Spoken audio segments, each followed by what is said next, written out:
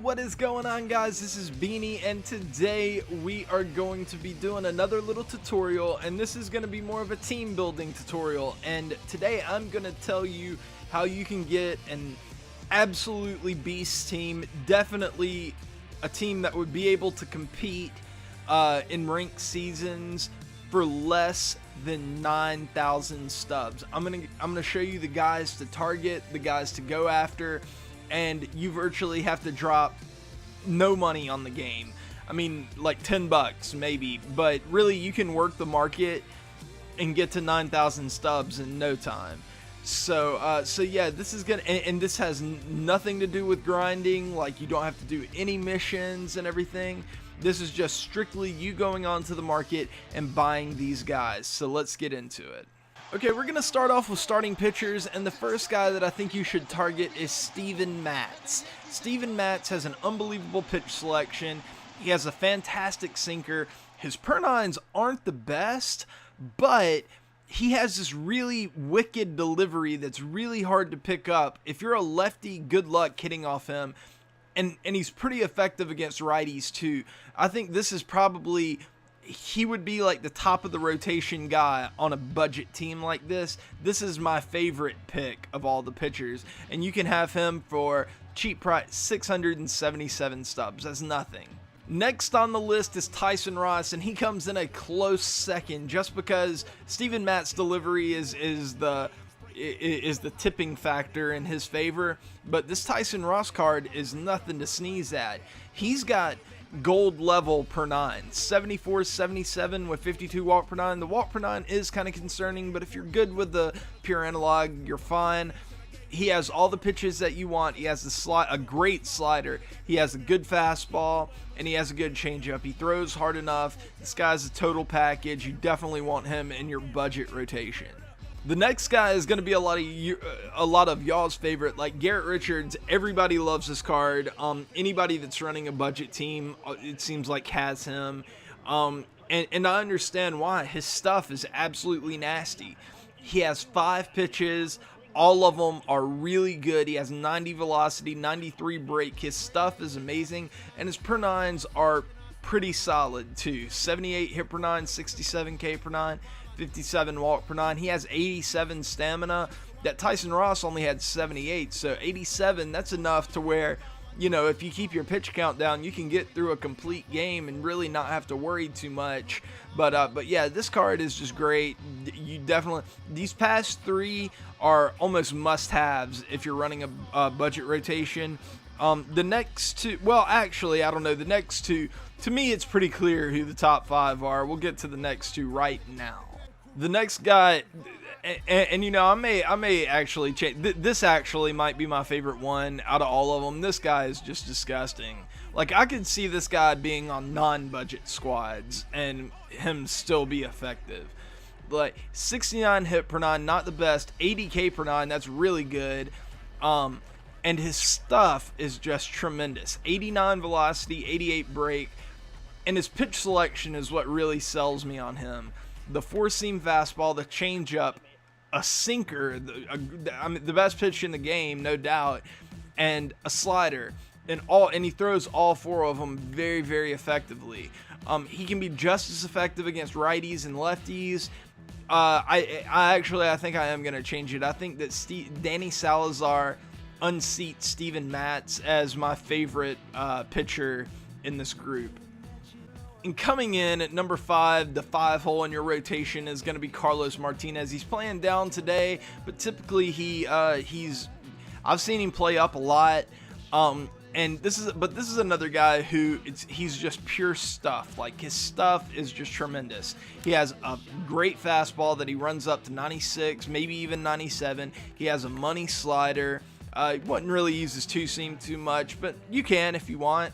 And he's got a good circle change. His per nines are fine. Like, you don't have to worry about his per nines that much. I mean, 66, 71. I think that's the worst out of the bunch. Maybe Steven Matz's are a little worse, but it's still enough to get the job done if you're really good with spotting your pitches and stuff. But yeah, I think he is a great pitcher to serve your 5-hole. Okay, now to the bullpen. The first guy is somebody that I don't see enough people using, and I don't really know why, because this card is pretty legit, and that's Carson Smith. He is a guy that can generate a lot of ground balls for you if you're in tough situations. He's got a great sinker, great slider, great changeup. That if you were to pick 3 pitches, those are the ones that I would want. I would always say that. And his per nines are great. He has 74, 85. That's actually not great for a relief pitcher, but it's good. It's solid. This guy is going to get the job done for you. Okay, and up next is Kyle Barraclough, or Barraclough. Is that how you pronounce it? I'm not sure. But this guy is just like, he is a PCI shrinker. That is what he's going to be able to do for you. I know that 15 walk per 9 is really, really scary, but I'm telling you, if you just really practice with pure analog, you can really mitigate bad walk per 9 and bad control. You can really make it to where it's not that big of a deal. But that 99 hit per 9 and 99 K per 9 is tremendous. And he throws hard. He's going to be hitting 96, 97 for you. He's got a slider that you can throw in there. It's not the best slider, but it's a good slider. And but the thing that you're really focused on with this guy is the fact that it's just going to be so hard to get solid contact off of him. I mean, he is just tremendous. 99 hitting K. That's Andrew Miller level. It literally cannot get better than that. And also his delivery is a little funky in the game. It's a little glitchy. I don't know. He hasn't been the easiest guy for even me to hit. And typically, I'm not a big advocate of these guys who are just fastball slider, like not even Andrew Miller. Like, I'm not a huge fan of that card, but there's something about this card that, I don't know, it just kind of throws me off. Okay, and next is everyone's old favorite. That's Carter Capps. This Carter Capps card, everybody knows about him. He's got great per nines. He's got great stuff. He's got that crazy delivery where he jumps up 6 feet in front of the rubber, and I don't know. He's crazy.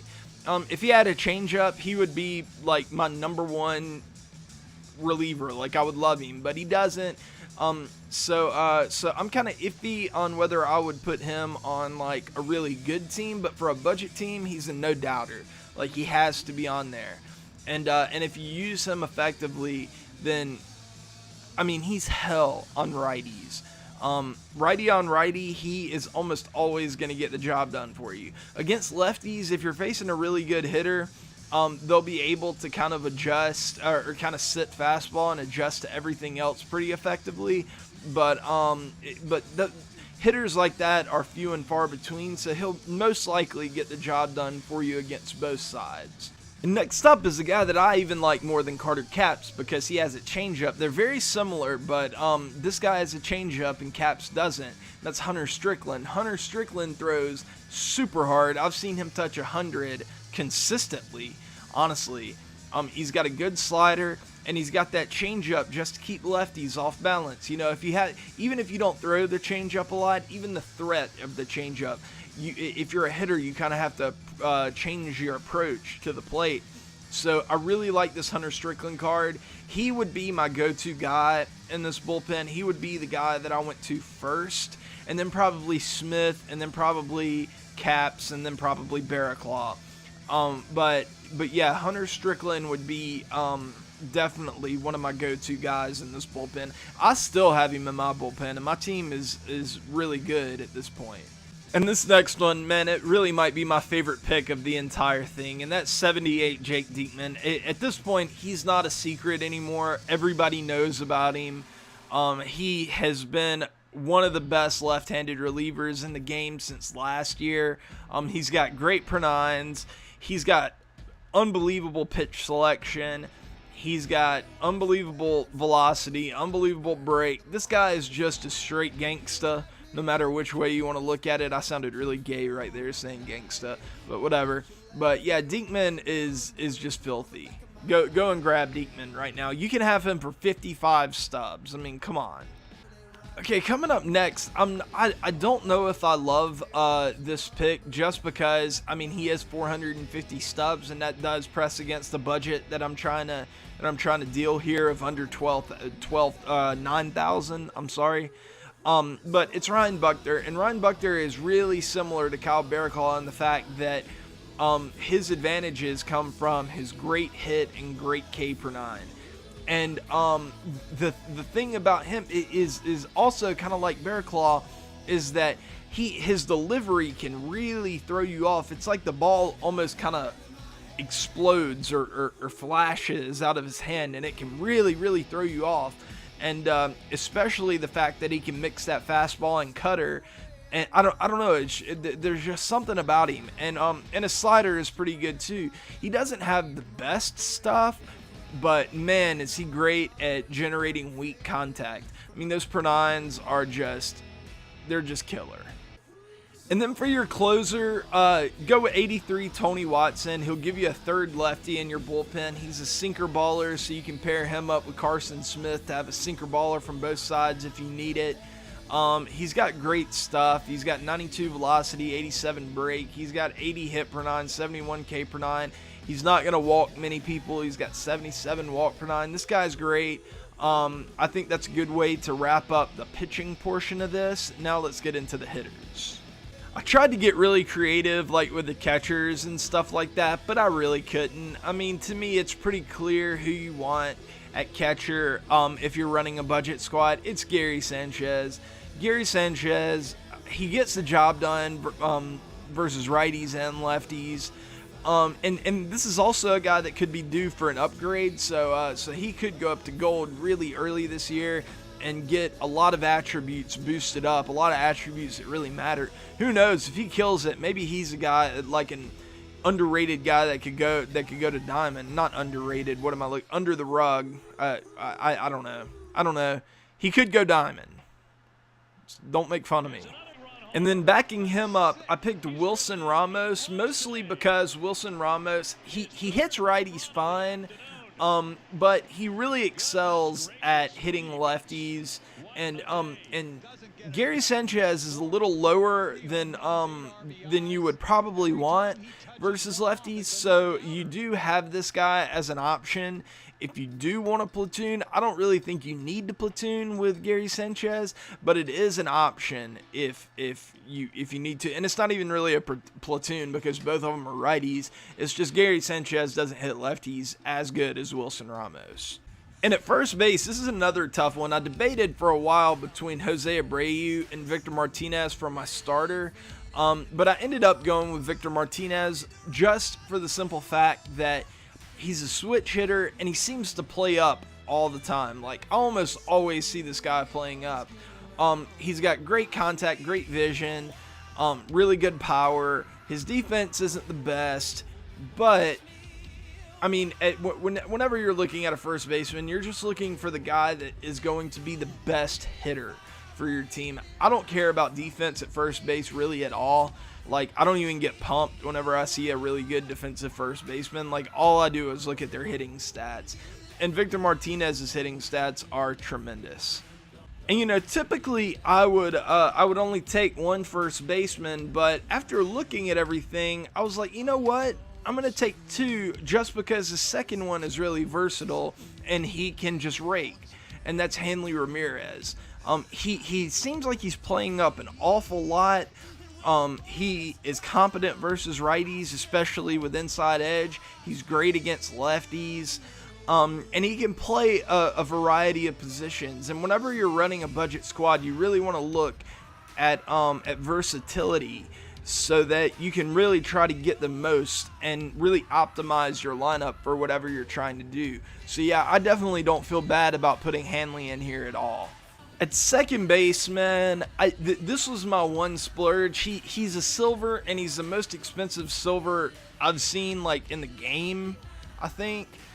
He's still over 1,000 stubs, but I tried to, maybe Odor, maybe, you know, Neil Walker, something like that. Like, all those guys are really good. Like, Neil Walker, if you, like, I would recommend Neil Walker if you want another switch hitter that's going to hit lefties and righties about the same. He's really good, but this D. Gordon card, I could afford to buy him, and the thing is, his speed is just so game-breaking. And he's going to play good defense for you at second base. Okay, now third base was tough. because there were a lot of guys that I really that I was iffy on. Like almost every single one of them I was iffy on. The one guy that I knew I wanted to have on my team was Eduardo Nunez, but he wouldn't be my starter. My starter is gonna be Jose Ramirez. He's a switch hitter. He plays up a lot and plays up against righties a lot, which is a big deal.